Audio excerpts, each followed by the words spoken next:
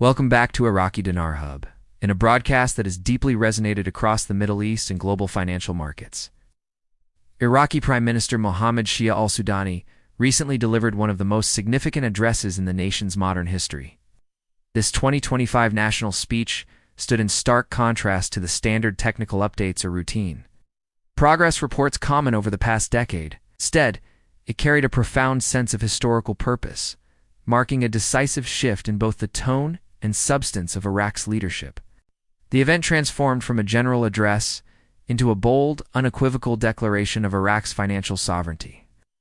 Moving beyond previous communications focused on infrastructure or reconstruction, this broadcast was singularly dedicated to the destiny of the Iraqi dinar and the nation's economic future.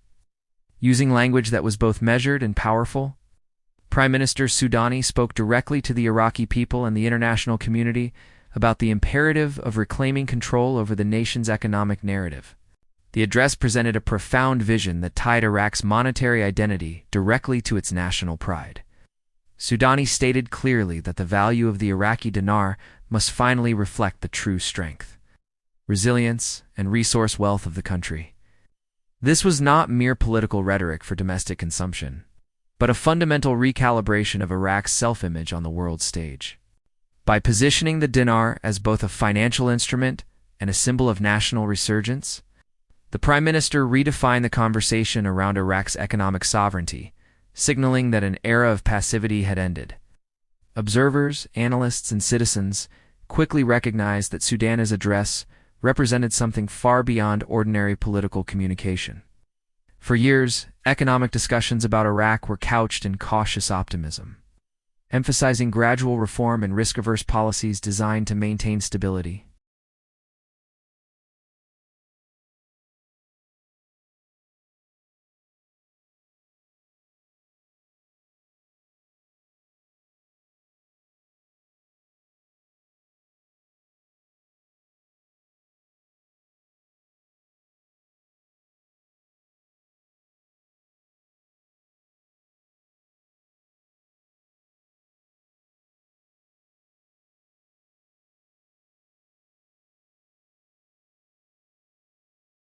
When the Prime Minister declared it was time for the Iraqi dinar to represent the nation's real economic strength, the words reverberated across international markets and domestic institutions.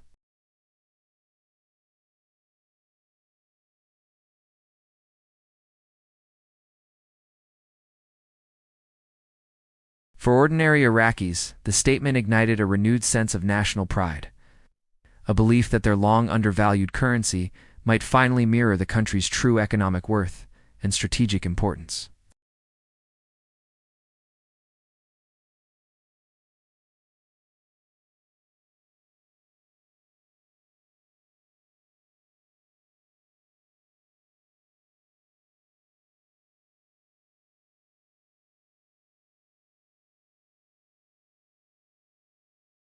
The second half of the speech detailed 5 foundational economic pillars which, according to the Prime Minister, demonstrate Iraq's absolute readiness to assume full control over its monetary destiny. Each pillar was presented not as a future aspiration, but as evidence of tangible progress already achieved through discipline, reform, and strategic planning.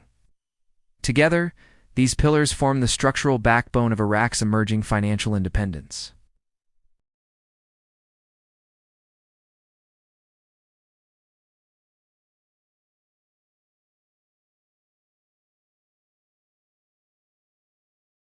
The Prime Minister began his outline with what he termed a historic milestone: the completion of comprehensive financial reforms and full compliance with international standards. This announcement culminated years of coordination between the Central Bank of Iraq, the Ministry of Finance, and global institutions like the IMF and World Bank. Sudani stated that Iraq has successfully transitioned to a fully digitized banking infrastructure, ensuring transparency and interoperability. This technical achievement removes a primary hurdle that had previously prevented Iraq from fully integrating into the modern global economy. For years, reliance on manual, paper-based mechanisms hindered international trade and facilitated inefficiencies.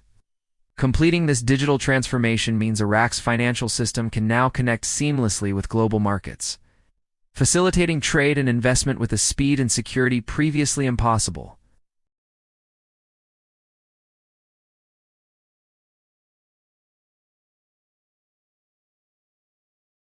Economists regard this as one of the final prerequisites for a major currency restructuring.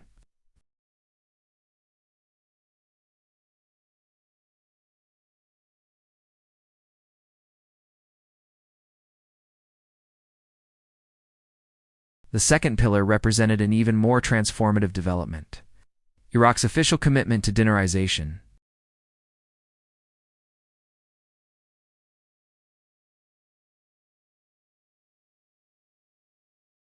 For decades, dollar dominance shaped Iraq's trade environment, limiting the dinar's global relevance.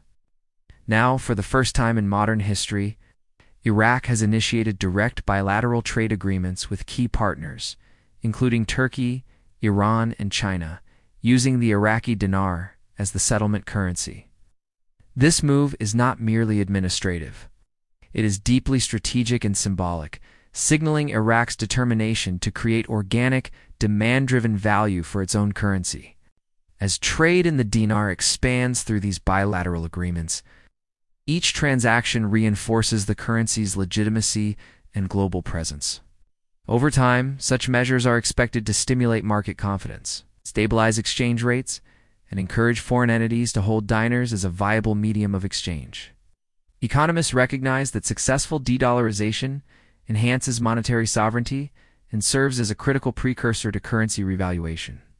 By anchoring trade in the dinar, Iraq ensures its currency's value is supported by real economic activity, transforming it from a domestically confined instrument into a regional financial asset. The third, and perhaps most reassuring, announcement involved Iraq's unprecedented accumulation of foreign reserves. Prime Minister Sudani revealed that reserves had reached a record-breaking level of over $120 billion, the highest in the country's modern history. He stated confidently that these reserves reflect not only stability, but strength, serving as a psychological and practical cornerstone for any forthcoming monetary reform. High reserve levels provide the financial resilience needed to sustain the dinar's value, defend against speculative pressures, and maintain market confidence during transitional phases. This financial buffer is essential for any nation looking to alter its exchange rate regime. Moreover, these reserves represent the tangible outcome of consistent fiscal discipline, robust oil exports, and cautious external debt management. Analysts view such a massive reserve position as Iraq's strongest leverage in international negotiations and a safeguard against volatility. In economic terms, a fortified reserve empowers the central bank to manage liquidity, stabilize exchange rates, and potentially adjust the dinar's value without destabilizing the broader economy. Underscoring Iraq's readiness for a new monetary era, the fourth pillar outlined by Prime Minister Sudani may have sounded technical, but for economists, it was the most revealing indicator of imminent structural change. Sudani confirmed the Central Bank of Iraq has successfully finalized and approved a new exchange mechanism, described as a reform tool to restore balance and fairness to the currency.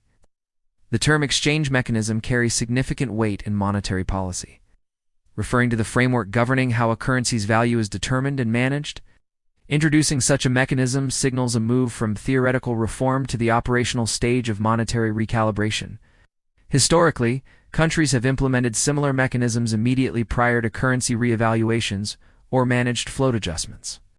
This pattern has not gone unnoticed by observers who point out that the central bank would not deploy a new system unless preparing to modify the dinar's official rate.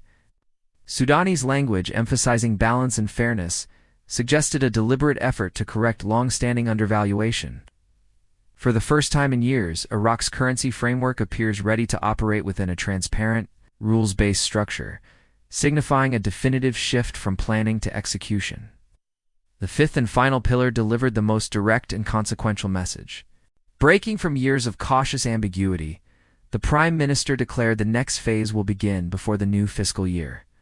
With Iraq's fiscal year commencing in January 2026, this statement effectively set a clear operational window the remaining months of 2025 for decisive economic action.